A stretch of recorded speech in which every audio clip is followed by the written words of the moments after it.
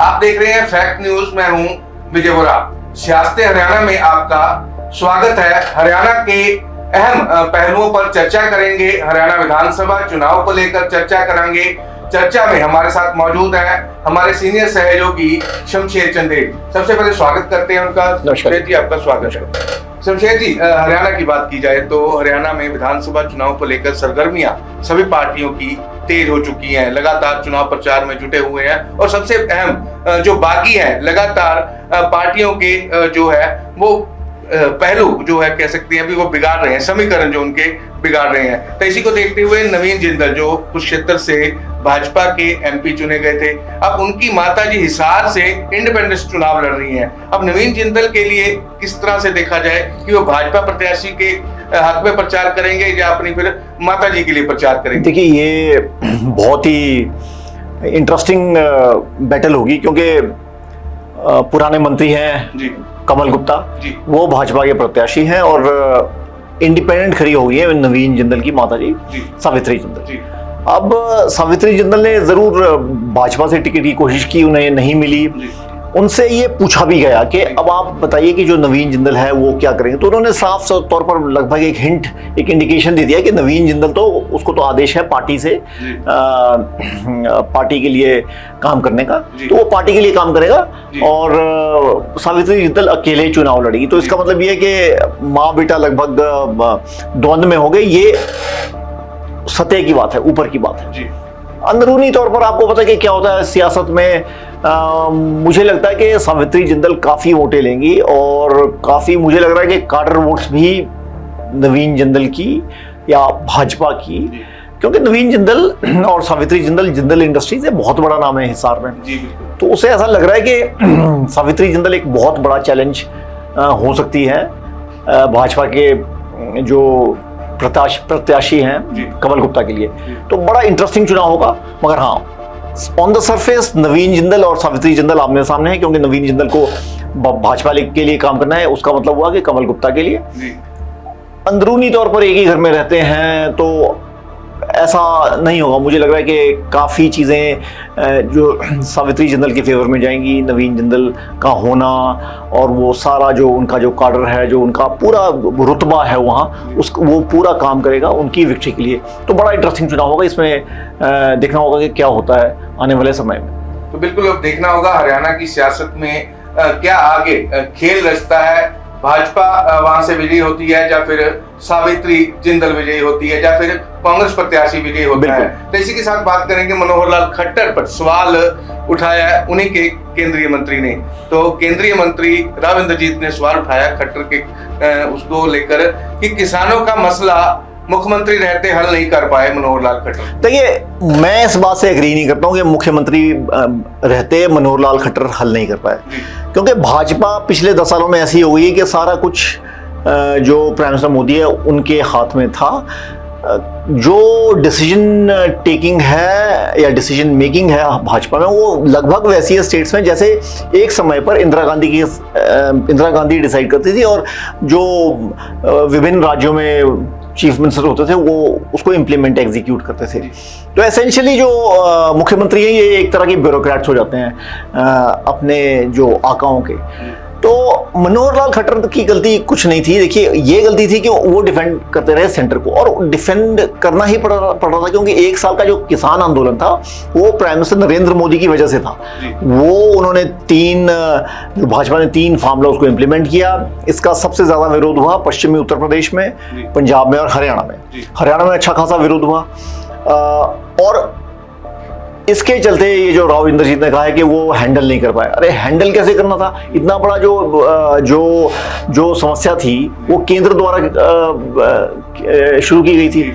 अब हुआ ये है कि जो हरियाणा में जहां से उनकी बेटी लड़ रही है अटेली से, राव इंद्रजीत की बेटी, उन्हें मुश्किल आ रही है। सीताराम जो कि फॉर्मर एमएलए थे वो अटेली में चुनाव प्रचार में गए और वहां से उन्हें दे वर नॉट वेलकम्ड, उनका कोई स्वागत नहीं हुआ। इनफैक्ट किसानों ने उन पर सवाल उठाए। तो नेचुरली सवाल उठाए, तो इसका मतलब कि अटेली में मुश्किलात आ रही है राव इंद्रजीत को, उनकी बेटी को, खासकर आरती राव को, जो कि इलेक्शन लड़ रही है। ठीक उसी तरह झज्जर में कप्तान बिरधाना जो कि है वहाँ के एमएलए, उनको भी मुश्किल आई, वहाँ अंदर जाना बड़ा मुश्किल पड़ रहा है। गाँव में आप जा रहे हैं तो किसान विरोध कर रहे हैं, औरतें विरोध कर रही हैं, बच्चे विरोध कर रहे हैं। और उसी तरह से रणधीर परिहार है, नलवा के कैंडिडेट है जो बीजेपी के, उनको भी ये सामना करना पड़ रहा है। और जो अंदरूनी हरियाणा है, हर जगह भाजपा के कैंडिडेट्स को ये सामना करना पड़ रहा है। उनसे सवाल पूछे जा रहे हैं कि भाजपा ने किसानों के हित में, भाजपा सरकार नहीं थी।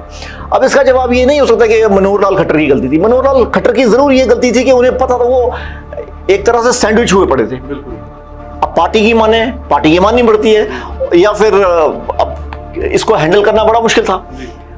उनकी जगह राव इंद्रजीत होते तो बिल्कुल वैसे ही होते जैसे मनोहर लाल खट्टर, या तो पार्टी छोड़ देते, वो पॉसिबल है नहीं है। तो मुझे समस्या ये लग रही है कि राव इंद्रजीत की, देखिए मनोहर लाल खट्टर से वैसे भी नहीं बनती कि एक सडनली आरएसएस से आकर बंदा आदमी 10 साल में एकदम से वो 10 साल सीएम रहे, अब यूनियन मंत्री है।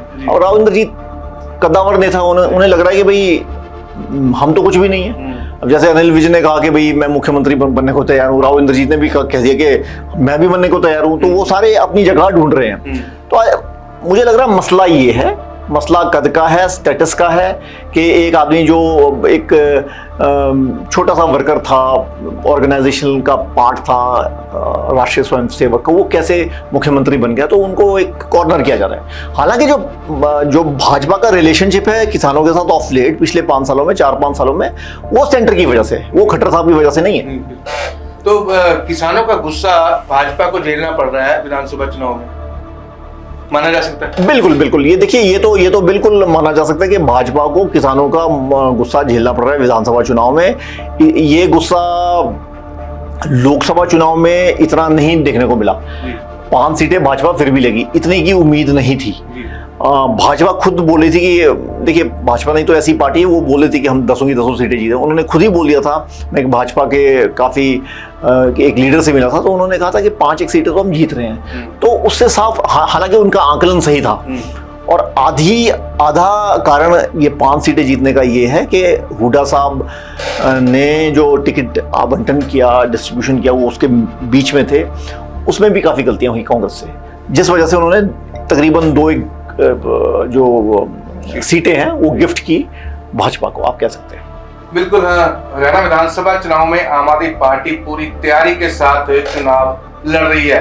तो आम आदमी पार्टी के संयोजक अरविंद केजरीवाल हरियाणा में रोड शो निकाल प्रचार किया गया। तो कई क्षेत्रों में पहुंच आम आदमी पार्टी के उम्मीदवारों के लिए प्रचार करते हुए हरियाणा के लोगों को बदलाव का रास्ता जो अपनाने की बात कहते हैं कि हरियाणा में आम आदमी पार्टी जो है अच्छे से काम करेगी। तो हरियाणा में अगर सियासत की बात की जाए तो हरियाणा के किंग मेकर की बात की जाए तो वो किंग मेकर आम आदमी पार्टी बन के उभरेगी। तो इसको लेकर क्या कहना चाहते हैं, जो बयान अरविंद केजरीवाल ने दिया? ये केजरीवाल साहब का बयान है, इसको you have to take it with a pinch of salt. देखिए, 2-1 दिन पहले स्टेटमेंट आई थी अभय सिंह चौटाला की कि 25-30 सीटें तो भाई हम भी जीत रहे हैं, ठीक है। तो ये एक स्वप्न लोक की तरह की बात है। अब केजरीवाल साहब देखिए, पंजाब में ठीक है, वो एस्टैब्लिश्ड है, दिल्ली में भी एस्टैब्लिश्ड है, हरियाणा में उनकी है नहीं है, पकड़ नहीं है। 4-5 सीटों में आप कह सकते हैं, वो अभी कह भी नहीं सकते कि स्ट्रांग होंगे, मगर कुरुक्षेत्र से, जहां से वो जिस हल्के से वो लोकसभा चुनाव हारे हैं महज 21,000 वोटों से, वहां जैसे कलायत है, पुंडरी है, कैथल है, जींद है, जगाधरी, ये इस इलाके में उनकी शायद थोड़ी सी पकड़ हो सकती है। मगर समस्या आम आदमी पार्टी की यह है कि उनके पास कोई कद्दावर नेता हरियाणा में, जैसे पंजाब में भगवंत मान है।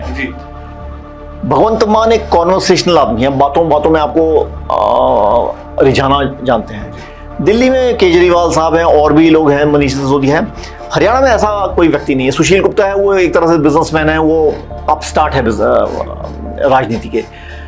तो मुझे नहीं लगता कि किंग मेकर की वो भूमिका कर पाएंगे। ये एक हसीन सपना जरूर है, क्योंकि अगर ऐसा हो जाए कि कांग्रेस कहीं की गाड़ी 43-44 पे अटक जाए और भाजपा केजरीवाल साहब को या आपको 3-1 सीटें मिल जाए, तो वो पॉसिबिलिटी है। मगर मुझे ऐसा लग नहीं रहा है, क्योंकि भाजपा को काफी विरोध का सामना करना पड़ रहा है और कांग्रेस आप पीछे देख लीजिए ना, मतलब 31 सीटें तब जीती थी जब 10 सीटें लोकसभा में थी, तो एकदम से वो 40 में तब्दील हुई विधानसभा में, 90 की विधानसभा में, और कांग्रेस 31 पे पहुंच गई जब कांग्रेस को लग रहा था कि हमारी 15-20 नहीं आनी है। अब मुझे लग रहा है कि कांग्रेस अच्छी स्थिति में है। ये लाइकलीहुड बड़ा कम है कि कांग्रेस भी लटक जाएगी, भाजपा भी लटक जाएगी और फिर कई छोटी पार्टियां उन्हें उनके साथ सरकार बनाएगी, मुझे ऐसा लग नहीं रहा है। पर जिस तरह से प्रचार किया जा रहा है आम आदमी पार्टी के सीनियर लीडरों द्वारा हरियाणा में, तो वो कहते हैं कि हरियाणा के लोग बदलाव चाहते हैं, तो इस वजह से माना जा सकता है कि अरविंद केजरीवाल ने प्रचार के समय ये कहा कि केजरीवाल जी ने जो कहा है कि किंग मेकर की भूमिका आम आदमी पार्टी। देखिए होता गया कि जब आम आदमी पार्टी एक नया स्टार्टअप है पॉलिटिक्स का, ये तभी अपनी स्पेस फाइंड आउट करती है, बनाती है जब हर पार्टी से लोग परेशान हो। जो पंजाब में हुआ, पंजाब में हर पार्टी से लोग परेशान थे, अकाली दल से। ऐसा नहीं था कि कांग्रेस की पिछली 5 साल की सरकार थी 2017 से 22 तक की, लोगों को बेअदबी याद थी और लोग अकाली दल को बिल्कुल भी मंजूर नहीं, तो उन्होंने तब वहां स्पेस दिया आम आदमी पार्टी को। दिल्ली में क्यों आई?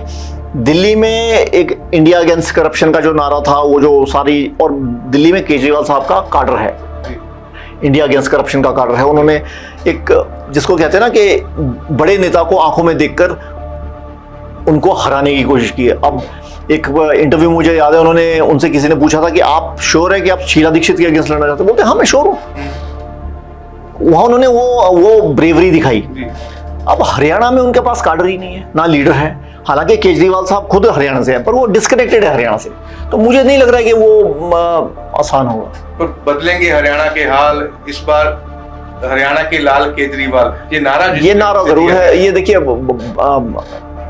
कांग्रेस ने दिया है हरियाणा मांगे हिसाब, केजरीवाल साहब ने ये दे दिया है, बीजेपी बोली कि हमने ठीक ही काम किया है, कुछ बुरा नहीं किया है, नायब सिंह सैनी साहब बोले मैंने 56 दिन में इतना कर दिया है कि जितना आप सोच भी नहीं सकते। ये तो नारा तो उनका काम है, मतलब पॉलिटिकल लीडर्स का ये काम है लोगों को अपनी बात को मार्केट करना। वो कितना एक्सेप्ट करते हैं, रिजेक्ट करते हैं, वो तो लोगों पे, वोटर्स पे डिपेंड करता है। तो बिल्कुल कांग्रेस के लीडर की बात करेंगे तो कांग्रेस के नेता कहते हैं कि अगर हरियाणा में कांग्रेस पार्टी ज्यादा सीटें लेती है, सरकार बनती है, तो हुड्डा जो है मुख्यमंत्री बन सकते हैं। आप बिल्कुल अश्विनी कुमार की बात कर रहे हैं, जो कि फॉर्मर मंत्री भी रह चुके हैं। ये मुझे भी लग रहा है, क्योंकि देखिए जो प्रेजेंस है हुड्डा साहब की खड़गे साहब के साथ, हमेशा वो खड़गे साहब के साथ या राहुल गांधी के साथ पाए जाते हैं, और उससे ऐसा लग रहा है, और क्योंकि जिस तरह से टिकटों का आवंटन हुआ है, उससे साफ जाहिर है कि Hooda holds the Sway over all the seats. जितने भी लोग हैं उनके हरियाणा में 90 की 90 से 89 सीट्स पे लड़ रहे हैं, एक उन्होंने सीपीएम को दे दी है, तो पूरी की पूरी सीटों पर हुड्डा साहब का कब्जा है। लगभग तकरीबन 80 सीटें हुड्डा साहब के लॉयलिस्ट को मिली है, तो इसका साफ जाहिर है कि हुड्डा साहब का दबदबा है। और जो देखने मिला, जो ऑप्टिक्स है, उससे साफ पता लग रहा है कि अगर कांग्रेस आई तो हुड्डा साहब सीएम होंगे। आप ये मान सकते हैं, आप ये लिख के ले लीजिए कि अगर कांग्रेस पावर में आई तो हुड्डा साहब सीएम होंगे, इसमें कोई दो राय नहीं। मैं अभी आप ये बताने को तैयार। बिल्कुल जी, सियासत हरियाणा में हमारे द्वारा चर्चा की गई है, तब जनता जनार्दन हरियाणा की देखते हैं किसके हक में वोट डालती है और किस उम्मीदवार को जिताती है, और सरकार हरियाणा में किसकी बनाती है, ये जनता के हाथ में है। फिलहाल के लिए दें इजाजत, जुड़े रहें फैक्ट न्यूज के साथ। धन्यवाद।